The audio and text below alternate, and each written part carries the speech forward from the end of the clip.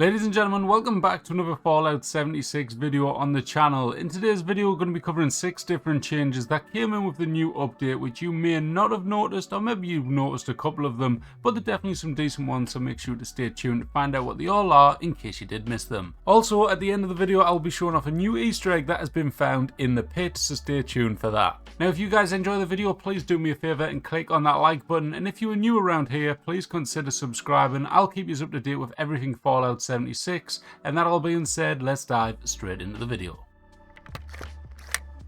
Alright guys, first things first, according to the patch notes, there's meant to be a bunch of new legacies that came in. 3 to be precise, so it depends on how much you call a bunch, but yeah, that was just maybe a bit of an over-exaggerating. Anyways, these 3 different weapons were actually weapons which I thought were already legacies. I'm pretty sure in a recent update they already did this, but for the fact that they've re-announced it in this one, I'm presuming that I'm wrong and they didn't do it. Anyways, the 3 weapons which have been made legacies are quad variants of the Gatling Plasma, Gatling Laser, and also the Ultrasight Gatling Laser. So 3 different energy heavy weapons there which have been turned into legacies.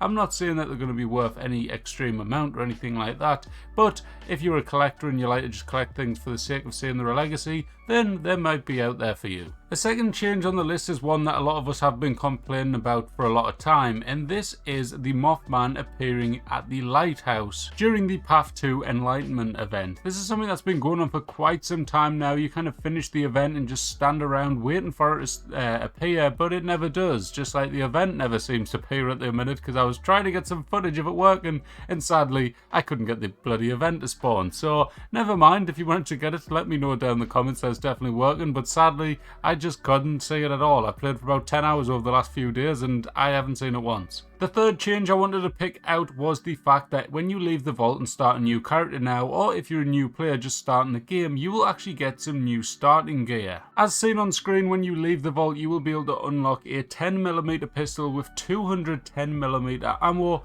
a combat knife, a light leather torso armor, and also a small backpack. Happy days with that. There's also a couple of different consumables and stuff like that, as well as some scrap kits and repair kits that you'll also get, but very helpful for players just starting out. It can be a little bit of a pain starting out getting a decent weapon. I know there is a body to the right. You can also go speak to the actual settlers or raiders, whatever the hell they call themselves, down the bottom, and they'll give you a weapon, but other than that, it can be a little bit awkward, especially ammo wise, so getting that 200 ammo to start off with is very helpful. Next on the list, if you were unfortunate enough to miss out on the allies Catherine Swan and also Xerxor, you can now go and purchase them at Samuel's inventory over at Foundation, where they'll be selling them for gold bullion. Now, if you already own the plans, they will not be available and you will not be able to see them, as I learned when I went and had a look. But if you are maybe a new player, or maybe you missed that season, you've just returned to play the pit, you can go there and buy them. On top of that as well, the next point is going to be the popcorn machine has been added to the inventory of Mortimer over at Crater. So you can also go up there and purchase it. I did hear a rumour that it was 1,250 gold, but I don't know how exact that is. Sadly, I own the popcorn machine, so I can't go view it myself.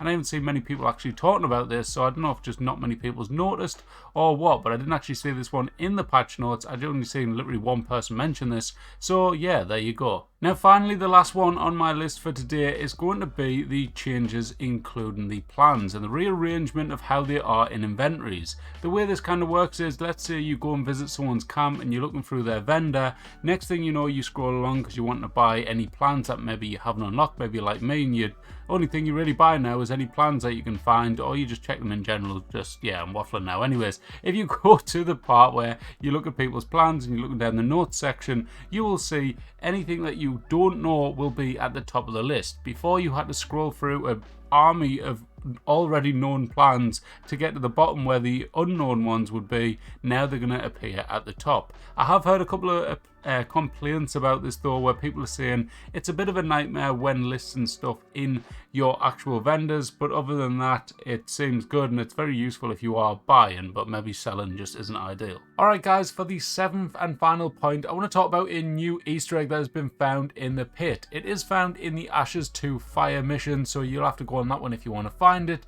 and this one is a picture of a toilet which says Wild Ride, with a little skeleton and some hands peeking out at the bottom. This is referring to the Mr. Bones Wild Ride meme, which says the ride never ends. Is this Bethesda guys are joking on, saying the grind never ends? I haven't got a clue, but I'll let you guys decide on that down in the comments down below. That's all of the changes which I have heard about and found and read in the patch notes, which I thought was worth mentioning. Weirdly, these patch notes were very quiet. There wasn't like really much in there that was extremely exciting, I don't think. But if there is anything I've missed, feel free to comment it down below so I can be made aware of it and you can share it with everyone else. Anyways, thank you all for watching, guys. If you did enjoy, hit on that like button and make sure to be subscribed. Thanks for watching. I'll catch you in the next one. Bye bye.